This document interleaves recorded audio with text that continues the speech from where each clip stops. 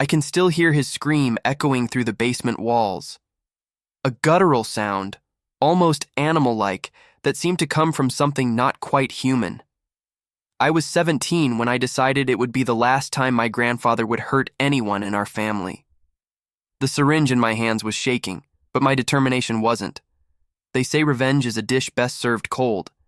Mine was carefully calculated, chemical, and irreversible.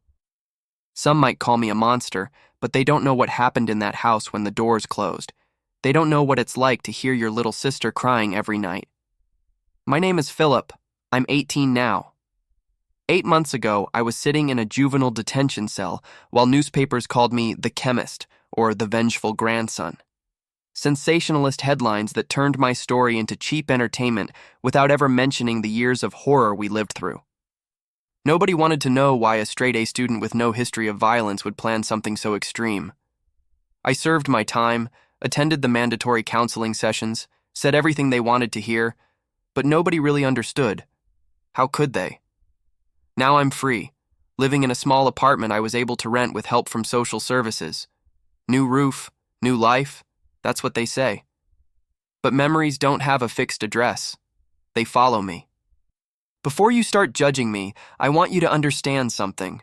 I'm not just the boy who did that to his own grandfather.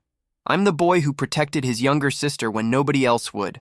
I'm the son who begged for help and was silenced. I'm the grandson who carried a secret too heavy for his young shoulders. The truth is, nobody knows the complete story. What you might have seen on the news was just the final act of a tragedy that began long before. I'm not asking for absolution, not even understanding. I just ask that you listen until the end before deciding who I am. If you're really paying attention to me, to my story, I need you to like this video right now, subscribe to the channel, hit the notification bell so you don't miss anything, and comment where you're watching this from. Seriously, I need to know I'm not talking to myself, that someone is really listening, because for years I screamed for help and nobody heard. And there's something about this story that will completely change how you see everything. Something nobody knows, not even the police who interrogated me. You think you know what happened in that basement? You have no idea. I grew up in what seemed like a normal family, at least from the outside. My mom, Christine, got pregnant young, and my dad, Richard, was never really present. He would show up occasionally, bring a gift, and disappear for months. When I was 5, he simply never came back. My mom worked 2 jobs to support us, and that's when my paternal grandparents entered the picture. Grandma Louise and Grandpa Anthony offered to help. It was the least they could do since their son had abandoned his responsibility, right? My mom didn't have much choice. She needed to work, and we needed someone to look after us. At first, it seemed perfect. We would go to their house after school. Grandma Louise made chocolate cakes, and Grandpa Anthony taught me to play checkers. At 7, I got a little sister, Sophie. My mom had met another guy, Paul, but he didn't stick around either. Another mouth to feed, more working hours for my mom, more time at our grandparents' house for us. It was when I was about 9 that things started to change. Subtly at first, so slowly I barely noticed. Grandpa Anthony began showing a different kind of interest in me. He would call me to the guest room for man-to-man talks. He said he needed to teach me things my father wasn't around to teach. "Come here, mijo," he would say in a dragging Spanish accent. My grandfather was Mexican. Let's talk about things you need to know. The first conversations were harmless. Advice about school, how to behave, stories about when he was young. But then came the examinations. He said he needed to check if I was developing normally since I didn't have a father to do this, that it was his responsibility as a grandfather. "It's normal. All grandfathers do this," he assured me, while his hands did things that left me confused and ashamed. "But it's our secret, understood? Your grandmother and your mother don't understand these things between men." I didn't know it was wrong. How could I? I was 9 and he was my grandfather, an authority figure, someone who was supposed to protect me. When I tried to resist or said I didn't want to, he would get angry. He'd say I was being ungrateful after everything they did for us, that if I told anyone, my mom would lose her job because she'd have to stay home to take care of us, and we would starve. "Besides," he whispered, "nobody would believe you." As I grew older, The torture became more intense. I tried to avoid being alone with him, made up stomach aches so I wouldn't have to go to their house. But my mom couldn't miss work. There was no alternative. When Sophie turned 4, I noticed my grandfather started giving her special attention too. Presents, candy, asking her to sit on his lap. I recognized the signs, saw the same pattern repeating. That's when something inside me began to change. One day coming back from school, I found Sophie crying, hiding in my grandparents' closet. "What happened, Soph?" I asked, already fearing the answer. "Grandpa hurt me," she sobbed. "He said it was a special game, but it hurt." Something broke inside me at that moment. A cold, calculating fury took over my being. I was 13 and knew I needed to protect her. I started doing everything I could to ensure she was never alone with him. I invented games, activities, anything to keep her with me or Grandma Louise. I tried to tell my mom. I swear I tried. One night when she came home exhausted from her second shift, I gathered all my courage. "Mom, Grandpa does things." "What things, Philip?" she asked, her eyes already closing from exhaustion. "Bad things to me, and now to Sophie." She looked at me for a long moment, then sighed deeply. "Son, your grandfather is a good man who helps us a lot. Without them, we wouldn't survive." "You must be confusing things. He's just trying to be affectionate." It was like a slap in the face. My own mother didn't believe me, or perhaps deep down she didn't want to believe because she didn't know what she would do if it were true. I don't blame her entirely now. She was overwhelmed, exhausted, doing her best to support us. The idea that her in-laws, her only support network, were harming her children must have been too unbearable to process.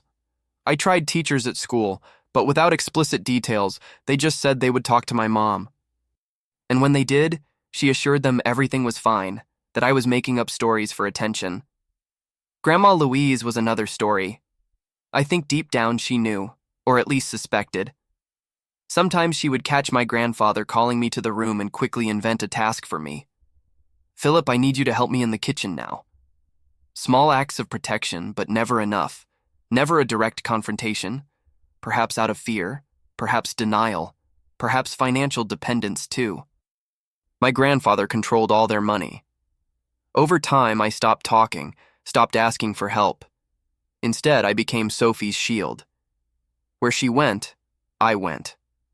When I couldn't be with her, I taught her to always stay close to Grandma, never alone with him. We created codes. If she said, "I want watermelon juice," it meant she needed help, that he was trying to take her somewhere. Through all of this, I found refuge in science. The school library became my sanctuary. I studied chemistry with an intensity that scared even the teachers. There was something comforting about the predictability of chemical reactions, the ability to transform one substance into another, the power to alter reality through science. Meanwhile, my mind deteriorated. Constant nightmares, panic attacks, grades oscillating between brilliant and terrible. I began cutting myself in secret, small cuts on my thighs where nobody would see. The physical pain momentarily silenced the emotional pain. I was drowning, and nobody saw. At 16, I began planning my escape. I just needed to hold on a little longer, finish high school, get a scholarship to a university far away, and somehow take Sophie with me. But then, on a Sunday afternoon, everything changed. It was a particularly hot summer Sunday. My mom had gone out on a rare date, her first in years. We were at my grandparents' house, as usual. Grandma Louise was at church, as she was every Sunday afternoon. Normally, I would never leave Sophie alone at these times, but I had a strong stomach upset. Today, I suspect he might have put something in my food. I ran to the bathroom and was there for almost half an hour.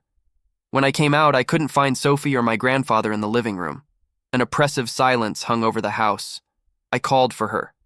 Nothing. That's when I heard a muffled cry coming from the guest room. That damned room. I violently opened the door and saw my sister huddled in a corner crying silently while my grandfather adjusted his belt. The look on his face when he saw me wasn't fear or shame. It was anger at being interrupted. "Get out of here, kid," he growled. "This is none of your business." Something inside me exploded. Years of fear and powerlessness instantly transformed into fury. I lunged at him, screaming, punching his chest. I was 16, but still smaller and weaker than him. Anthony pushed me against the wall hard. My head hit the concrete. I saw stars. "You've always been a problem," he spat the words. "I should have taught you to keep quiet a long time ago." He punched me in the stomach, doubling me over. As I struggled to breathe, he leaned close to my face. "If you tell anyone at all, I'll make sure your mom loses custody of both of you. I have friends at Child Protective Services, and where would you go? Straight to me, the loving grandfather. And then there would be no one to protect your little sister. No one." After that, he left the room, leaving me on the floor. Sophie ran to me, trembling. I held her tight while she sobbed against my chest. I promised her at that moment I would find a way to end it all, that I would protect her, whatever it took. In the following days, his threat hung over us like a toxic cloud. He became bolder, more aggressive, as if challenging me to do something. He left marks on me where no one could see and began doing the same to Sophie. I tried one last desperate measure. I gathered my courage and went to the police station alone. I sat down in front of an officer and started telling everything. But as I spoke, I saw the man's expression change from initial concern to suspicion. "Your grandfather is Anthony Mendez, the former sheriff?" he asked, interrupting my account. My stomach sank. I didn't know my grandfather had been a police officer before retiring. The officer cleared his throat uncomfortably. "Look, kid, these are very serious accusations. Mr. Mendez is highly respected in this community. Do you have any proof of what you're saying?" "Proof? How could I have proof? There were no recordings, no witnesses willing to speak. It was my word against his, the word of a troubled teenager against a retired former sheriff, a dedicated grandfather, pillar of the community." "I'll file your complaint," he finally said, but his tone made it clear nothing would happen. "Someone from Child Services will be in touch." A week later, a social worker showed up at our house. My mom was furious with me for making up lies about my grandfather. The social worker talked briefly with me and Sophie, always with my mom present. Sophie was too terrified to say anything. I repeated my story, but I could see in his eyes that he didn't believe me. Before leaving, he handed a card to my mom. "There are good psychologists who work with teenagers who create stories for attention," he said. "It's more common than you might think." That night, my mom yelled at me like never before. How could I do this to the people who helped us so much? What would become of us without my grandparents? She was working so hard, and this was how I thanked her. Later, my grandfather showed up at our house. He never came to us. We always went to him. His face was serious, but I saw the gleam of triumph in his eyes. "Christine," he said to my mom, "I think Philip needs professional help. We're worried about him." My mom nodded, tears in her eyes. "I don't know what to do with him. Maybe it's better if he spends more time with us. At your place, he's alone too much. Too much time to create these fantasies. Louise and I can watch him better." "And Sophie?" my mom asked. "Her too, of course. You're overwhelmed, honey. Let us help more." Panic consumed me. They were planning to have us full-time. The hell would be complete with no escape. I looked at Sophie, who was huddled on the couch, her eyes wide with silent terror. "No!" I shouted. "We're not going." "See?" My grandfather pointed at me as if my reaction proved his point. "He's out of control." My mom sent me to my room. I obeyed but left the door ajar to listen. They continued talking, planning our lives, deciding we would spend the entire week with my grandparents, returning home only on weekends. Sitting in the darkness of my room, something changed inside me. Fear gave way to cold, calculating determination. Chemistry, my refuge, became my weapon. That night, I didn't sleep. I researched on my old cell phone, browsing websites in incognito mode. Chemical substances, effects, dosages, chemical castration. It was legally used in some countries to treat offenders who committed horrible acts against people, but I couldn't wait for justice that would never come. I needed to create my own solution. I began stealing small amounts of chemicals from the school lab. A little here, a little there, nothing that would be noticed. I hid them in a shoebox at the back of my closet. I studied late at night, tested mixtures in small doses on insects I caught. During this time, I maintained a facade of normalcy. I even apologized to my mom. I said I had made it all up for attention. The lie burned my throat, but it was necessary. I needed them to lower their guard. With Sophie, I doubled my vigilance. I taught her to scream if he tried anything, to never be alone with him. But I knew it was just a matter of time. He had beaten all the institutions that should have protected us. He had my mother's trust, the community's respect, friends in authority. I was my sister's last line of defense, and I was willing to pay the price. The final catalyst happened 3 weeks after my failed attempt to report him. It was a Saturday, and my mom had agreed to start the new arrangement. We would stay at my grandparents' house for the entire week, starting the following Monday. I went there with Sophie to help organize the room where we would stay. Grandma Louise was cooking when we arrived.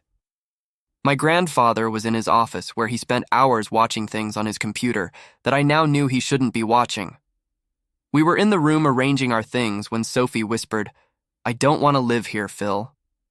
"I know, little one, but it will be for a short time," I lied, trying to reassure her while mentally finalizing my plans.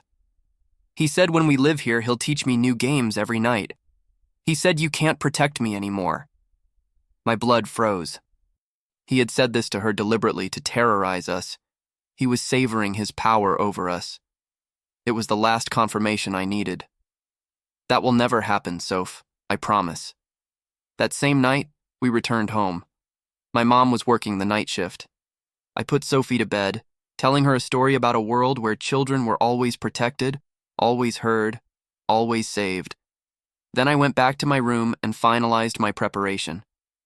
The substance I had created was a concentrated, modified version of a medication used for chemical castration.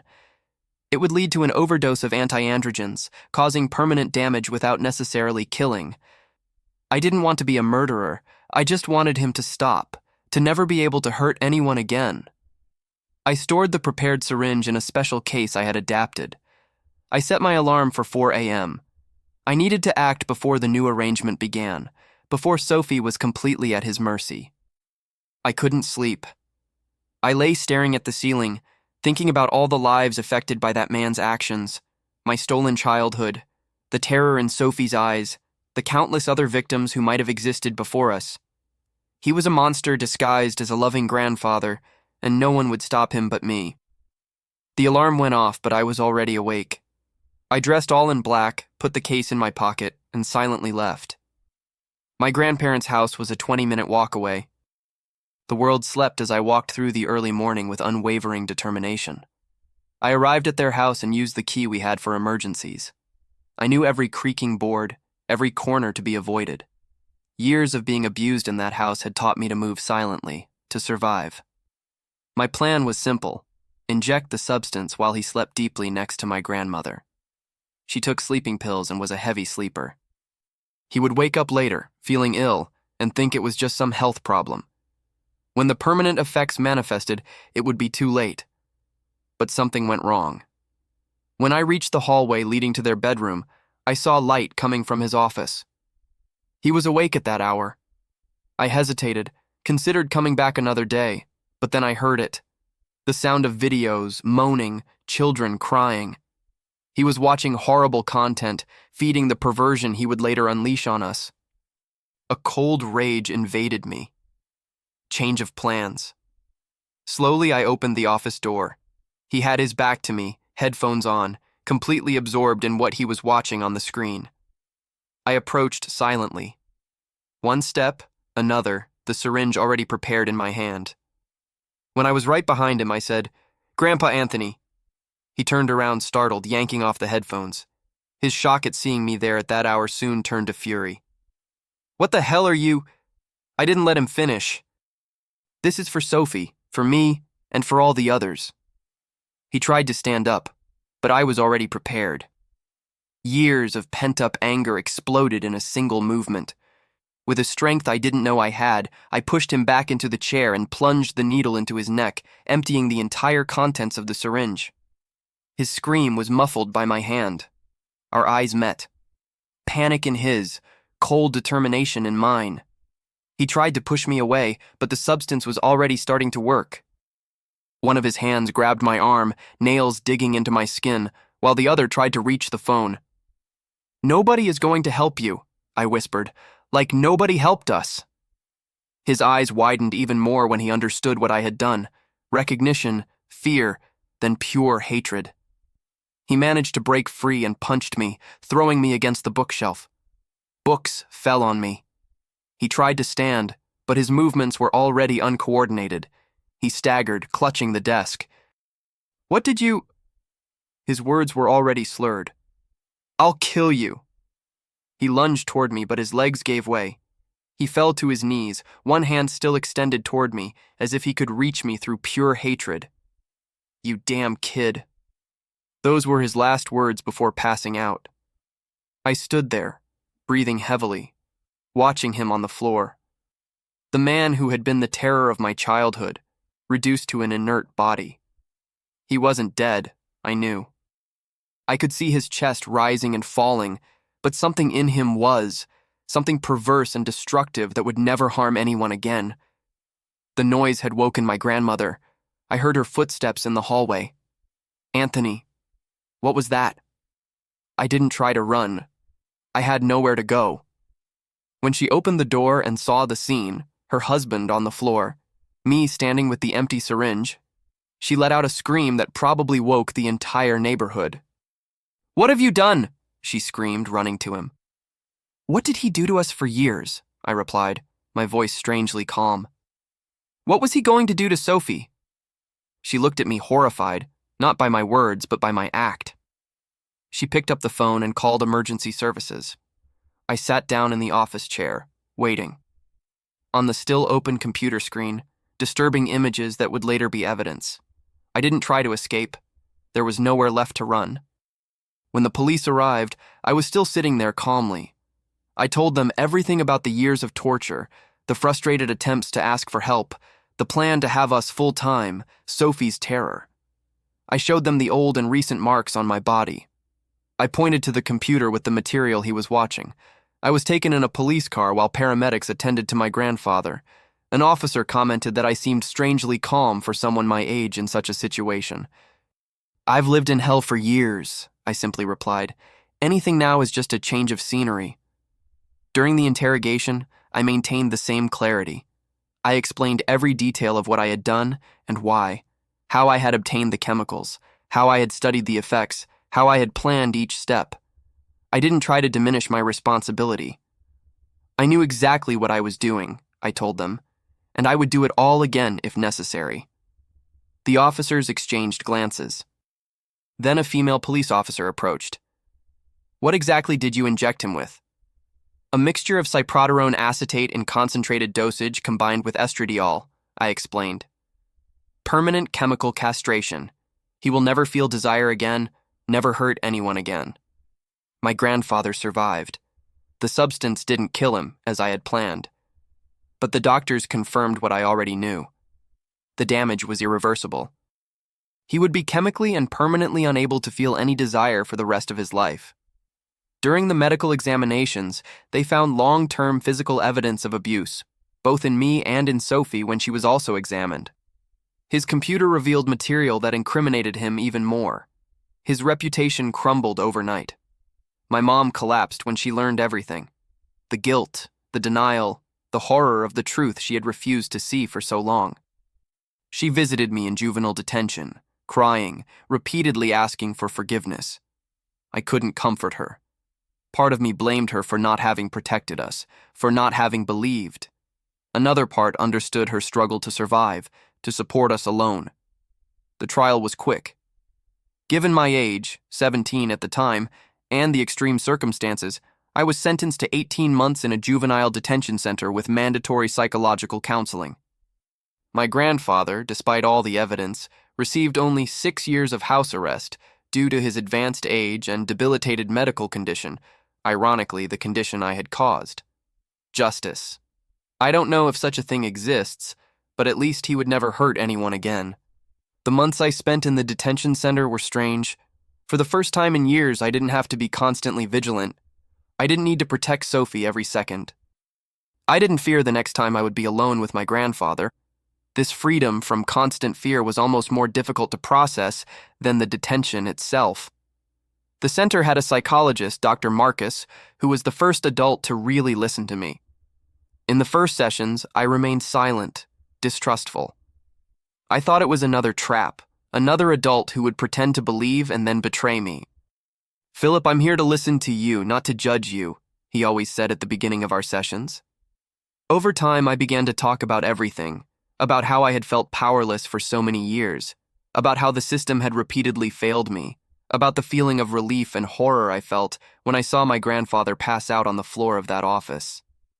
"What I feel doesn't make sense," I confessed in one of the sessions.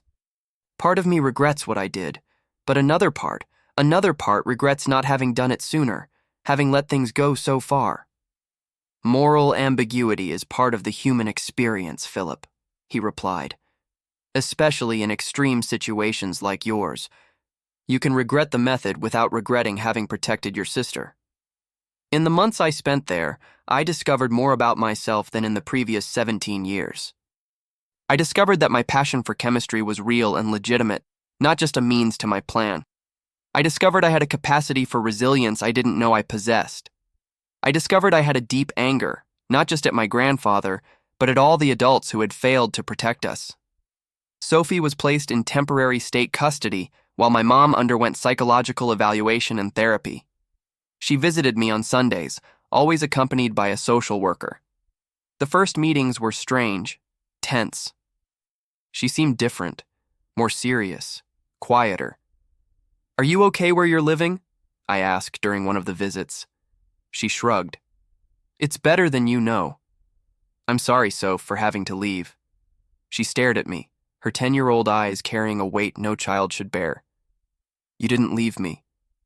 You saved me." My mom took 3 months to come see me. When she finally appeared, she was thinner, with deep, dark circles under her eyes. She sat in front of me in silence for almost 5 minutes. "Philip," she began, and then broke down in tears. "How didn't I see it? How could I be so blind?" I didn't respond immediately. The question was burning inside me too. How did she not see? How did she choose not to see? "You needed to work," I finally replied. "You needed to believe we were safe." "That's no excuse," she sobbed. "I'm your mother. I should have protected you, protected both of you." The truth is, there was still a lot of hurt in me, a lot of anger, but there was also fatigue. Fatigue from hating, from carrying that weight. "And now?" I asked. "What will happen when I get out of here?" She wiped away her tears. "I'm in therapy. We're learning to be a family again, me and Sophie. I got a better job, just one shift. We're living in a new apartment, far away from that house." "And Grandma Louise?" My mom looked away. "She filed for divorce. She's living with a sister in another town. She told me she always knew deep down that she ignored the signs because she was afraid of him, afraid of being alone. She's destroyed too, Philip." The news hit me in a strange way. Part of me felt sorry for my grandmother, another victim of my grandfather in a way. Another part was still furious that she hadn't done more to protect us. The same ambiguity I felt about my own actions. Time in the center passed both slowly and quickly. I was a model inmate, which wasn't difficult considering I had never had behavior problems before. I studied, participated in activities, continued the sessions with Dr. Marcus. I began thinking about the future, something that had previously seemed an unattainable luxury. My grandfather tried to sue me civilly for permanent physical damage. His lawyer abandoned the case when the evidence of his horrible acts became public in the process. The community that had so respected him completely turned its back on him. The former sheriff, the exemplary grandfather, was now a pariah, confined to his home, unable even to feel the desire that had transformed him into a monster. Poetic justice, perhaps, but one that didn't undo the harm already caused. When I finally left the center at 18, I had to rebuild my life from scratch. My mom and Sophie had moved to another neighborhood, trying to escape the whispers and stares. I didn't want to move in with them immediately. I needed space, time to reconnect with the world without the constant weight of fear. That's how I ended up in this small apartment. It's simple, but it's mine. It's safe. The walls don't hold memories of muffled screams or silent crying. For the first time in my life, I have a space that isn't contaminated by the past. I got a part-time job at a pharmacy. The irony doesn't escape me. I'm still surrounded by chemicals, but now I use them to help, not to harm. I'm studying for university admission exams. Chemistry, of course. I want to understand more deeply the power of substances, how they can heal or destroy. Sophie visits me on weekends. We are rediscovering how to be siblings without the veil of constant terror. She's in therapy too. She has nightmares, of course, but also moments of genuine joy, of recovered innocence, though never complete. Seeing her smile without fear is the only absolution that really matters to me. As for me, well, I'm still processing. I still wake up in the middle of the night, in a cold sweat, reliving that moment in the office.